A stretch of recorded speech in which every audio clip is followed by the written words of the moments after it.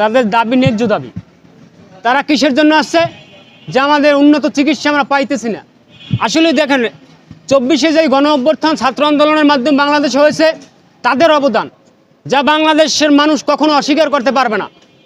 কিন্তু তারা আজকে চিকিৎসাহীনতা হাসপাতালে ভুগতেছে। এটা কিসের জন্য? আগে তো সরকার, অন্তর্বর্তীকালীন সরকার যখনই ক্ষমতায় বসছে, সবার আগে তাদের এটার উপরে কাজ করা উচিত ছিল যে যারা চিকিৎসা পাবে না তাদের চিকিৎসা দেন, যারা মৃত্যুবরণ করছে, শাহাদাত বরণ করছে, তাদেরকে সহযোগিতার হাত বাড়াই দেওয়ার দরকার ছিল। কিন্তু এইটা নিয়ে বাংলাদেশে আজকে 3 মাস পরে দাবি জানাইতে হবে, এটা লজ্জাজনক ব্যাপার। এটা আমার মাথায় আসছে না। এটা অত্যন্ত দুঃখজনক ব্যাপার। এদেরকে উন্নত চিকিৎসা দেওয়ার আমার জরুরি তাগিদ, এবং দেশের ভিতরে যদি চিকিৎসা না পায় তাদেরকে বাইরে নিয়ে চিকিৎসা দেওয়ার দরকার। আপনারা দেখেন বাংলাদেশে আমলাতন্ত্রের জটিলতা কিন্তু এখনও রয়ে গেছে। আমলাতন্ত্রের জটিলতা কিন্তু বাংলাদেশ থেকে আমরা নিরসন করতে পারিনি।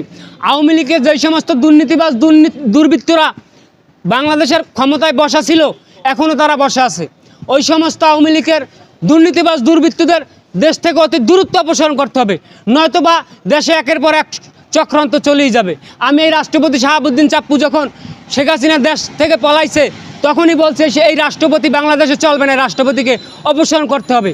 মাঝখানে কিছুদিন আপনারা দাবি দেওয়া জানাই আবার বইয়ে গেছেন।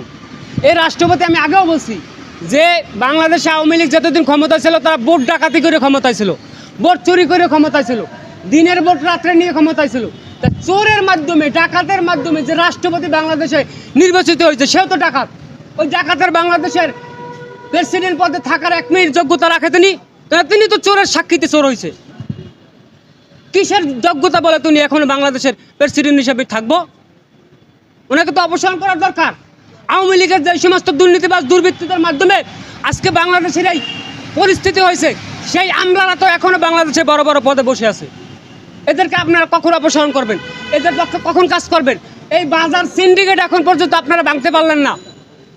বাংলাদেশের যেই দ্রব্যমূল্য লাগামহীন, মানুষের, সাধারণ মানুষের নাগালহীন, সেই দ্রব্যমূল্য সিন্ডিকেট আপনারা এখন পর্যন্ত ভাঙতে পারলেন না। 1 সপ্তাহের ব্যাপারে সিন্ডিকেট ভাঙা। প্রয়োজনে সেনাবাহিনী, যৌথ বাহিনী দিয়ে কাজ করান, সিন্ডিকেট ভাঙেন। আজকে আমাদের নাগালের বাইরে কেন বাজার দ্রব্যমূল্য নিয়ন্ত্রণ থাকবে না? এটা কিসের জন্য? আপনাকে তো আমরা বলছি, ডক্টর ইউনূসকে এই দেশের জনগণের সেন্টিমেন্ট, মানুষের অধিকার নিয়ে উনি ক্ষমতা আমরা বসাইছি। ওনার ভয় কিসের? উনি কি শেখ হাসিনার মতো চোর? ওনার ভয় কিসের? উনি কাজ করবো ওনার মতো, উনি কাজ করবে। এই যে ফারুকের মতো একটা উপদেষ্টা বাংলাদেশে নিয়োগ দিল, যিনি ইসলামের বড় বিদ্বেষী, এবং উনি সমকামিত সহ বিভিন্ন রকম ইসলাম বিদ্বেষী কাজ ওনার মাধ্যমে হইতেছে। ও আপনার পছন্দ হইলি ডক্টর ইউনূস সাহেব আপনি ওনার উপদেষ্টা বানাই দেবেন, তাহলে তো হিরো আলমের কথায় যুক্তি আছে যে ফারুকই যদি উপদেষ্টা হইতে পারে তা আমার দোষ কোথায়? আমি উপদেষ্টা হইতে পারি, এটা সত্য কথা। কেন হিরো আলম ওনার মতো ফারুকি থেকে হিরো আলম ভালো আছে? যিনি আওয়ামী লীগের দালালি করছে এই ফারুকি, ওনার বউ যে তিশা, উনি দেখেন এই যে মুজিব সিনেমায় অভিনয় করছে, এত অভিনেত্রী থাকতে তিশার মতো ব্যক্তির যখন অভিনয় নিচ্ছে, এখান থেকে যদি প্রমাণ হয় যে উনি আওয়ামী লীগের দালাল নাকি, তা ফারুকিকে দিয়ে আপনি কি বুঝাইতে চাইতেছেন? আপনি মনে রাখবেন, এদেশের যেই দেশের জনগণ ফুলের মালা দিতে পারে, ওই দেশের জনগণ কিন্তু জুতার মালা গলায় দিতে পারে। এমন কোনো কাজ করেন না কাজী, এমন কোনো কাজ করেন না যে জুতার মালা গলায় ওঠে। আপনাদেরকে ক্ষমতায় আমরা বসাইছি, এদেশের রক্ত দিয়ে, জীবন দিয়ে ফ্যাসিস্ট সরকারকে তারাই আপনাদেরকে বসাইছি। আপনাদের মতো চ্যাডের বাল আমাদের নামাইতে একদিন সময় লাগবে না। কাজী কাজ ভালো মতো করেন। কি মনে করতেছেন আপনারা? এদেশের জনগণ কিন্তু ঘুমায় না, দেখতে আছে। আওয়ামী লীগ 15 বছর দুঃশাসন বাংলাদেশ চালাইছে, 1 নিমিষে চূর্ণ বিচূর্ণ হয়ে গেছে। এক পদ্মা সেতু আর মেট্রো রেলের উন্নয়নের মূল জুলাইয়ের সামনে থেকে পিছন থেকে হাজার হাজার কোটি টাকা পাচার করছে, এটা আমরা কিন্তু অজানা না। আপনারা যে ষড়যন্ত্র করতেছেন পিছন থেকে, আমরা কিন্তু দিক থেকে আমরা খেয়াল রাখতেছি। যখন ধরবো পিছিয়ে চামড়া কিন্তু থাকবো না। কাজী সতর্ক হন, এই সমস্ত বালসাল উপদেষ্টাকে অতি দূরত্ব অপসারণ করেন, নাহলে কিন্তু আপনাদের খবর আছে। আর অতি দূরত্ব রাষ্ট্র সংস্কার করতে হবে। যিনি আওয়ামী লীগের দালাল, যাদের মাধ্যমে, যাদের হাতে দেশের নিরহ মানুষের রক্ত লেগে আছে, যে সমস্ত আওয়ামী লীগ, যাদের মাধ্যমে নিরস্ত্র মানুষকে পাখির মতো গুলি করে হত্যা করা হয়েছে, তাদের দালালরা এই 24-এ গণ অভ্যুত্থানের পরে, জুলাইয়ের আগস্টের পরে তাকে আবার বাংলাদেশের মতো একটা সম্মানিত জায়গায় ক্ষমতায় বসাইব, এটা কেমন করে আমরা মানিয়ে নেব আপনি বলেন? কিংবা তাহলে ওই শহীদদের রক্তের সাথে গাদ্দারি করা হইল না? এই ছাত্র জনতার রক্তের সাথে গাদ্দারি করা হইল না? হ্যাঁ, ওনাকে 1 সপ্তাহ তো টাইম দিচ্ছে যারা নেতারা আছে, আমি ওনার 24 ঘন্টার টাইম দিলাম। ওই 24 ঘন্টার ওনার তো লজ্জা থাকে। আচ্ছা, যে দেশের জনগণ আমার চায় না, তাহলে আমি কোন যোগ্যতা পেলাম ওই ক্ষমতা থাকবো? উনি যদি লজ্জা থাকে তাহলে উনি অত দূরত্ব পদত্যাগ করবো।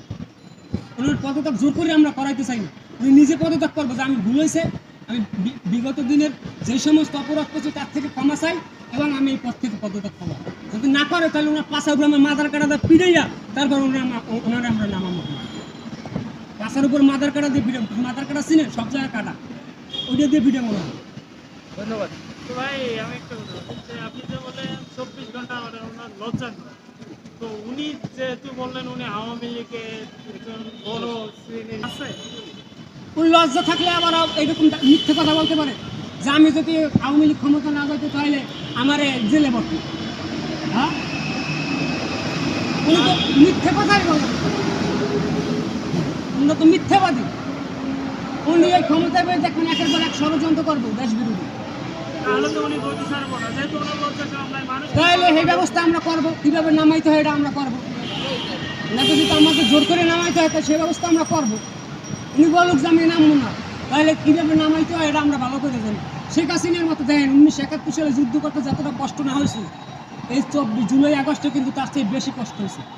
কারণ ঘরের ভিতর শত্রু থাকলে আপনি কীভাবে চিনবেন? ঘরের শত্রুর সাথে যুদ্ধ করে আমাদের কিন্তু এই বিজয় লাভ করতে হয়েছে। কিন্তু এই শত্রু আওয়ামী লীগের শত্রু, এই আওয়ামী লীগের দালাল। আমি এখনও বলছি ওনাকে অতি দূরত্ব অপসারণ করেন, পদত্যাগ করার। আর এদেশে পলিটিক্যাল লিডার যারা আছেন আপনারা এরা অতি দূরত্ব এর বিরুদ্ধে কাজ করেন, এটা পক্ষে ওনাকে অপসারণ করেন। যে আরেকজন আছে বশির, উনি কিন্তু আওয়ামী লীগের কিন্তু প্রথম সারির দালাল। এদেরকে একটা চক্রের মাধ্যমে এদেরকে এই ক্ষমতায় বসানো হইতেছে। এরা কিন্তু একের পর এক ষড়যন্ত্র করবো। ওকে, ধন্যবাদ। না না, আরেকটা আছে, top news আছে, top news। ভাই এখনো ক্যামেরা রেডি করি না, আপনি কিছু জানেন? বক্তব্যটা কিন্তু অনেক আগে, ক্যামেরা বিভিন্ন বক্তব্যটা অনেক আগে। মানে এটা যদি সাংবিধানিক বা রাষ্ট্রের কোন বাংলাদেশের মানে বিচার বিভাগের সাংঘর্ষিক হয়, তাহলে উনি এক পলিটিক্যাল নেতা লিডার হিসেবে উনি এটা ক্ষমা চাওয়ার কোনো আমি দেখি না দোষের কিছু। যদি সাংবিধানিকভাবে সাংঘর্ষিক হয়, যদি সাংঘর্ষিক না হয় উনি সত্য কথা বলে তাহলে ক্ষমা চাওয়ার কোনো প্রশ্নই আসে না। আমরা দেখতে পাচ্ছি যে ওনার নামে একটা নোটিশ করা আমার হয়েছে কত নোটিশ আসবো আর যে ক্ষমা চাইতে হবে তাকে। যদি এটার বিচার বিভাগের সাথে সাংঘর্ষিক হয়, অপরাধ হয়, তাহলে উনি যেন এটা ক্ষমা চায়। এটা আমাদের এটা ক্ষমা চাওয়া ভালো ভাই, ক্ষমা চাওয়া আদমের লক্ষ্য, ক্ষমা না চাওয়া শয়তানের লক্ষ্য। যদি এটা যদি মনে করেন যে বিচার বিভাগের সাথে বিচার বিভাগ বাংলাদেশের সর্বোচ্চ জায়গা, বিচার বিভাগের সাংঘর্ষিক হয় তাহলে উনি ক্ষমা চাক।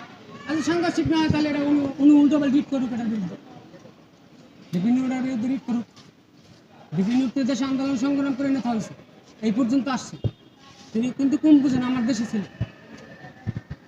আপনি দেশের ছেলে হিসাবে তাকে বলতেছেন তিনি যদি ভুল করে থাকেন তাহলে আমার দেশের ছেলে হিসেবে বা একজন বাংলাদেশের পলিটিক্যাল লিডার যেহেতু তরুণ রাজনীতিবিদ, সেই হিসেবে বলবো আপনি ক্ষমা যদি আপনার দাবি যৌক্তিক হয় তাহলে আমার এখানে ক্ষমা চাওয়ার কোনো প্রশ্নই আসে না।